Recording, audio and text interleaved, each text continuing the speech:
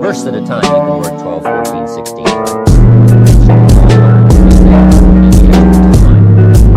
But after a while, you can put your life in balance and your healthy.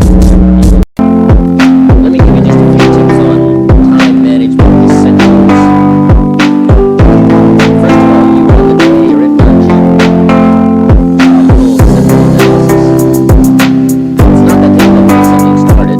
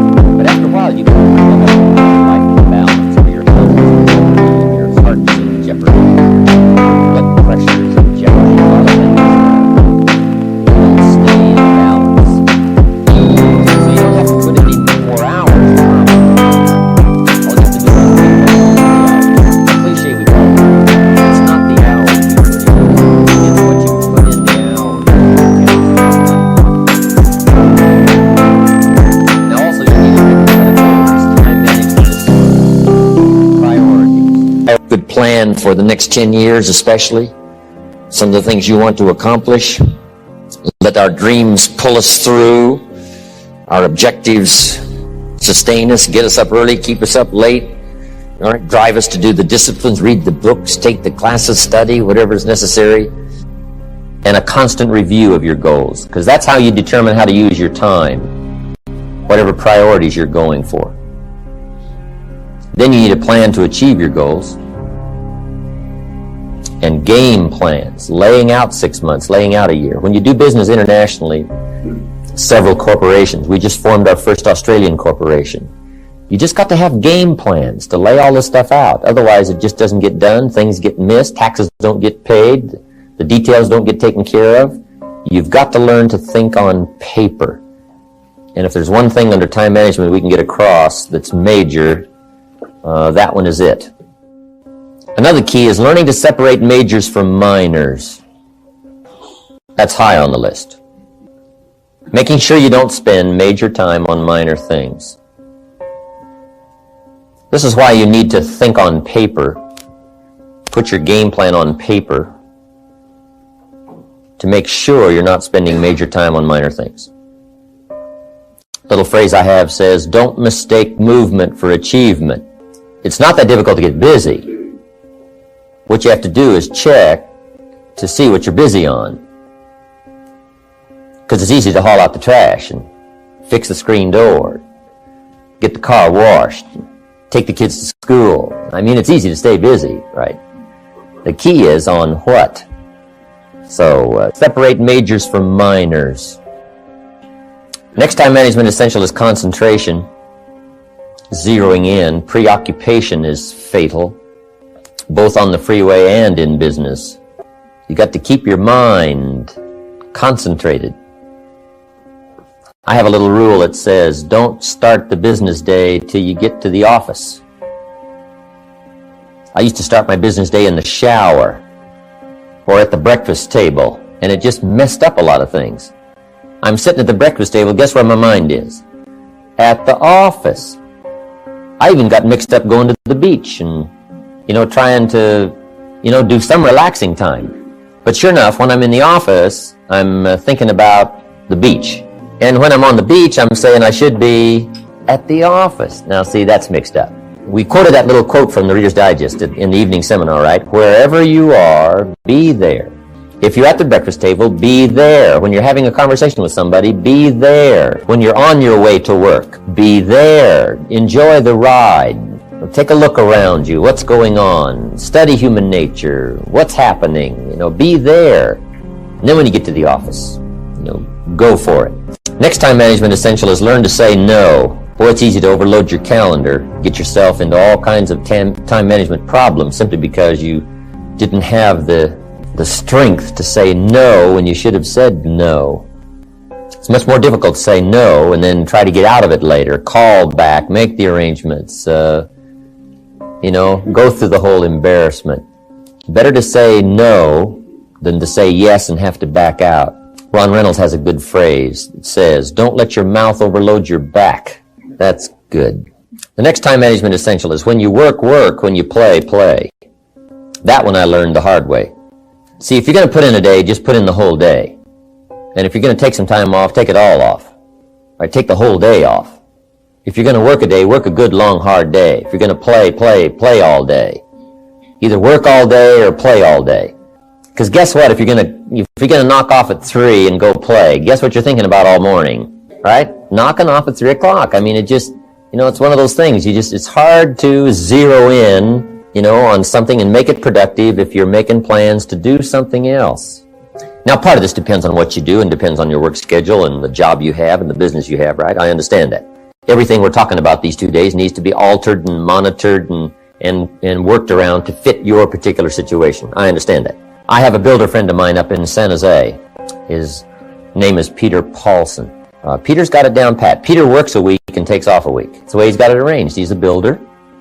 Now, it's kind of clever, though. See, he works 5 days, takes off 9. That's a little... He says work a week, take off a week, yeah, but it's really 5 and 9. Because it's 5, and then it's a weekend, and 5 days, and another weekend, right? So, but what Peter does, the 5 days he puts in, he works, 14, 16 hours, almost around the clock, keeps 2 or 3 secretaries going, gives all the orders, the accountants, the superintendents, the builders, the whole thing, gets it all arranged, and works around the clock for 5 days, and then takes off.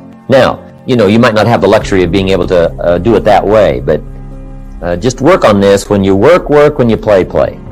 Okay, the next time management essential is analyze how you are, and then either compensate for it or change. Sometimes you can remain how you are if you just make other arrangements. My staff discovered I'm a poor courier. They said, Mr. Rohn, here's a check for Jerry Haynes. You're going to be up north, right, in the next couple of days? I said, yeah, no problem. Give it to me. I'll see that he gets it. Guess when I next hear about that check? From my cleaners, saying, Mr. Rohn, we found this, right? Now, I say, look, I know I messed up that time, but, next time I'll make sure. See, but it just doesn't work. I'm not good at it. So we've got a little rule at our office that says, don't give the chairman anything. Right? Don't. It won't arrive. He can talk good, but he's a poor courier. It won't get there. So you just got to analyze how you are and then make the compensations for it. Now, you can promise to change all you want, right? But if you're not going to, then make the other arrangements. I finally got somebody to help take care of reading financial statements and taking care of, a lot of corporate business and matters that I promised I would do myself, but I just never did get it done. And it used to be terribly costly to me for IRS and taxes. Unbelievable. But I finally got somebody to take care of that. So if you're not going to change, if you're not going to do it, even though you promise yourself year after year, just then make arrangements to see that it gets done. So analyze how you are.